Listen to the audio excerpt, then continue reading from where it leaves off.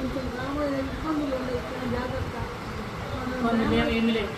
ఒక భారం కట్టించి కాలికి పట్టింది కాలికి దారం కట్టించి అది కాదు కట్టించు. జాగ్రత్త బండి పోవడంలో జాగ్రత్తగా పొడుగుగా పోవాలి. అదేళ్ళ నుంచి అలవాటే. అలవాటని కాదు, మన టైం బాగలేనప్పుడు. ఎందుకు మమ్మీ మంచిగా చెప్పినప్పుడు వినాలి అంతే. మన టైం సపోర్ట్ వస్తా అనుకున్నా కాదు, అనుకున్నా నేను నువ్వు కానీ వస్తా అనుకున్నా.